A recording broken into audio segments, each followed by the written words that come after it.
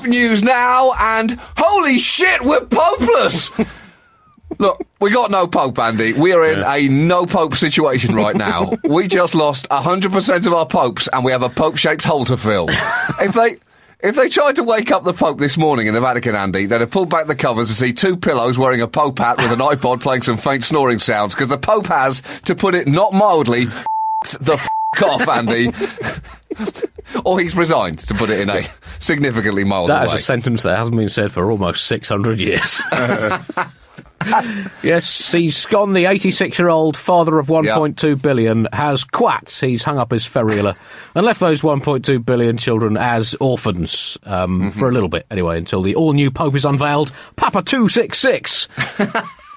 It's going on. Pope Benedict now becomes Emeritus Pope, coincidentally the name of the third baseman in the World Series winning Miami Rat Poisoners team of 1884. And when he left this week, Pope Benedict XVI flew off by helicopter. He flew off in a chopper, John, and that is a Vatican tradition that dates back to when they picked Michelangelo over Lenny da Vinci to paint the Sistine Chapel. And as a consolation prize, they used one of little Leonardo's designs for a new papal vehicle. He basically submitted a design to paint the Sistine Chapel with helicopters, fire engines, motorbikes and speedboats. He was just a classic little boy, really. Yeah, that was the thing. Like, as you saw those scenes of the Pope getting into the helicopter and leaving, I think most people's response was, well, hold on. Is there a Pope-copter in there? Where the did that come from? How long has the Pope had a holy-copter? And what else are you hiding in there? Is there a Pope Marine, a Pope submarine that can take him underwater? Is there an official papal jet ski that we should know about? Sure, Jesus may have walked on water, but the Pope can jet ski his way down the Tiber any time he pleases. We can't only be finding out about this equipment now, Andy. Does the Vatican have a James Bond-style underground bunker with an assortment of tricked-out Pope vehicles? Because if it does, I'm relatively sure that it's probably one of the least weird things that secretly goes on in there. When he left, the Pope had to hand in his papal ring, his personal seal, and his red shoes. It was basically like a corrupt cop in an American movie, handing in his badge. We just know he's going to be back, John. He's going to be back to save the day. John, do you know the reason the Pope has a seal? No. Well, it goes back to the fish symbol. Of Christians, which of course goes back to ancient times and the Greek word for fish being ichthus, the letters of which in Greek spelt out Jesus Christ, Son of God and Saviour, and fish itself, of course, being an acronym for incredible stories and hocus pocus. So in the early days of Christianity, when they had to keep their faith a bit secret from the Romans, they used to throw fish at the Pope. Now, as Christianity grew in numbers, the Pope found he couldn't eat all the fish, so he got himself a seal. And to this day, the seal sits next to him in the Vatican and eats his fish. True or false, Buglers? You decide. Well, again, even if that is true, Andy, that is still not the weirdest thing that I'm sure goes on in there. Like you say, apparently the fisherman's ring, his official ring, will apparently be smashed with a specially designed silver hammer. The silver hammer will then be smashed by a specially designed ruby chainsaw, which will then be run over by a specially designed golden bulldozer, which will be then driven straight into the Sea of Galilee, where it will be eaten by a specially designed robotic whale. Listen, Andy, if it's the first time this has happened in 600 years, if you get a chance to make up traditions for the first time, you want to make them good ones. Force people to do crazy stuff in the future. This is a huge opportunity. It's what religion's all about, John. Yeah. The Pope, in his valedictory speech, admitted that his time in charge had involved, quotes, choppy waters. Now that, John, is a classic British understatement, proving once again that God is a Brit if his earthly PA can come up with stuff like that. And it goes into the annals of classic valedictory understatements, including Richard Nixon, when he left office saying, yeah, I've not got everything right, but there you go. Live and learn. And if I can just slightly tweak something I said before, I'm not that much of a crook. Edward VIII, on abdicating the throne in 1936, said, I guess I'm going to have to get myself a new hat. Well, she better be worth it.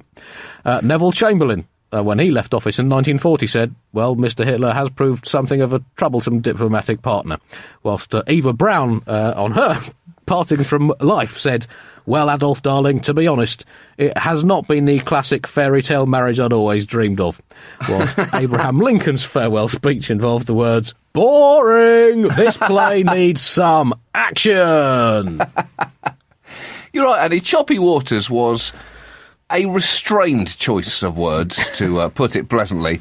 I think those waters were a little more than choppy. That was some perfect storm-level waves with huge icebergs bouncing around on them. I think if you ask people in Ireland about the institutional child abuse scandal, they'd probably describe it more as a ferocious whirlpool in the ocean that sucked down an entire nation's faith in the church. But, you know, to each their own water-based metaphor.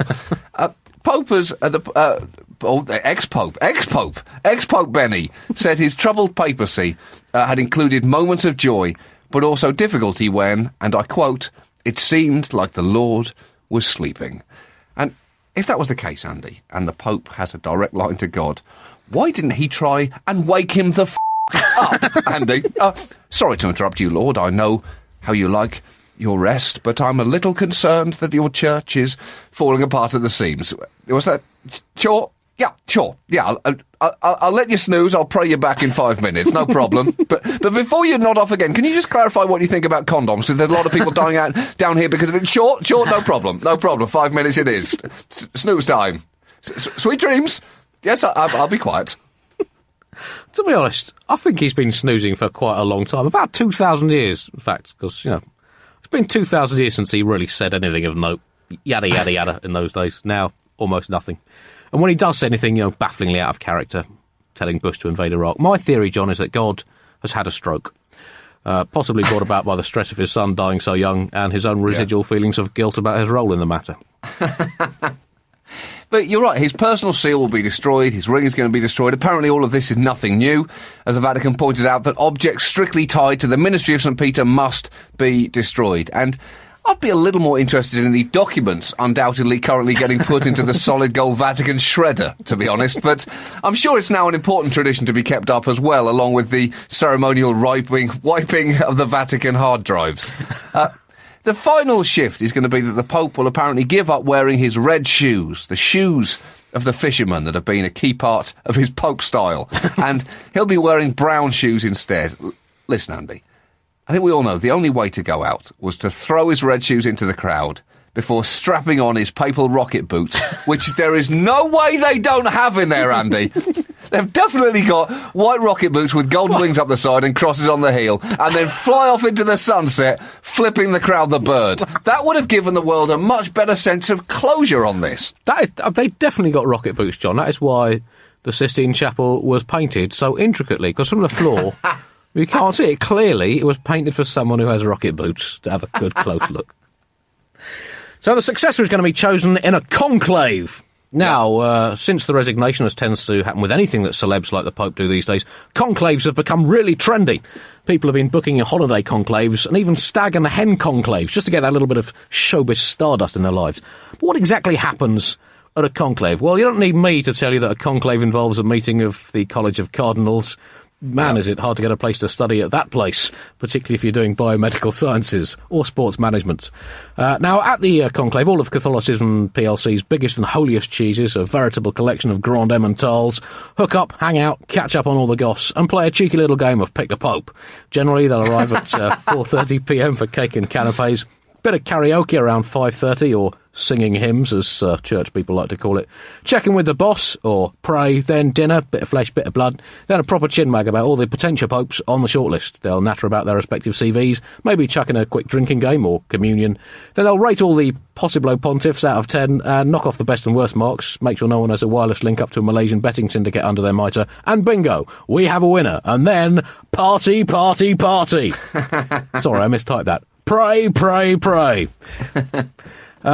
And one of the biggest jobs facing the new Pope, John, he's going to have to choose a name, which, you know, most of us don't generally have to do. Cardinal Ratzinger chose Benedict the 16th Benedict, although one of them was disqualified. Benedict the 10th, viewed as an anti-pope, leading Benedict's in third place, bronze medal, with 15 popes behind John, 21 Pope Johns. Yes! Yes, the last one being, any guesses? Any guess the last of the 21 Pope Johns? Can you guess? John Paul? No, he was John. He was the second of the John Pauls, John. I'm just looking for pure Johns. No, we're taking the Johns. We're taking the JPs as well, the Johns. The last and 21st Pope John was John the 23rd, because there were two Johns, that John the 16th, another anti-pope, and John the 20th, who didn't exist. Oh, I see. Yeah, they just skipped one. Okay. 16 Gregories, other popular names the new Pope might consider. Clement, Innocent, bit of a risk in the current ecclesiastical climate.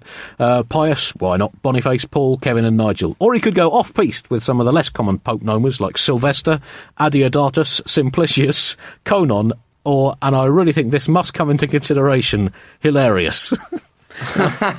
Pope Hilarious was St. Peter's CEO from 461 AD to 468, and he got his name due to his innumerable pranks, including his top 3 papal pranks. Prank rank 3, the electrified collection plate, in which Pope Hilarious gave his congregation members an electric shock if they put coins in, and he'd be standing there next to them saying, "Notes please, that glass isn't going to f***ing stain itself." Prank rank 2, the jacuzzi font, in which, during a baptism, he would switch the jacuzzi on just as he dipped the baby in before saying, "Oops, looks like we've got us another devil child, bubbly, bubbly, bubbly." And his all-time favourite, top-rank prank, hiding a parrot inside the other bishop's mitres, so that when they were doing confession, the parrot would mimic everything the confessor was saying, much to their annoyance. "I think I fancy my wife's sister. I think I fancy my wife's sister. Bishop, I do not think you're taking this seriously. I stole a pig. I stole a pig. Your Excellency, you are not making this any easier. Who's a pretty boy then?" Sorry, Bishop, was that you who said that, or the parrot?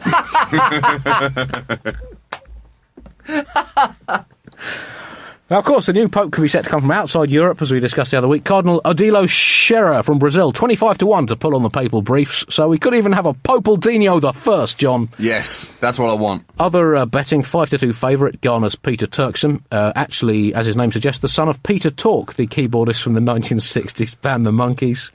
I thought they looked alike. Yeah, because in fact Peter Tork does genuinely have some Scandinavian ancestry, so that's why his son is Peter Torkson. Cardinal Angelo Scola of Italy coming up hard on the rails, 3-1 for the Juventus holding midfielder. The top American candidates, Timothy Dolan and Sean O'Malley. Both 33-1. Dolan, I believe, related to Mickey Dolenz of Monkees as well. 33-1, looking a long shot that the crowd in St. Peter's are going to be chanting USA, USA anytime soon. The top British runner, Cormac Murphy O'Connor, way out at 150-1. He's going to need a 1967 Grand National style pile-up to sneak home there. Others listed in the betting, as I checked this morning, Bono, the Archbishop of Stadium Rock, at 1,000-1. And only 1,000. Yeah, and congratulations to the betting website I looked at. Richard Dawkins, the prominent and vocal atheist, and his quoted odds to be Pope were charmingly set at 666-1. But that makes him, in current betting, 3 times more likely to be Pope than either Madonna or Silvio Berlusconi. Right man, right place, wrong sanctuary. We all take on jobs, don't we, that we've not necessarily wanted to do, but money has talked. That'd be an interesting one for Dawkins.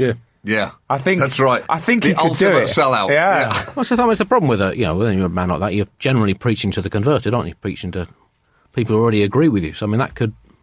Well, in terms of job swaps, that could be absolutely sensational. It's a great Channel 4 documentary.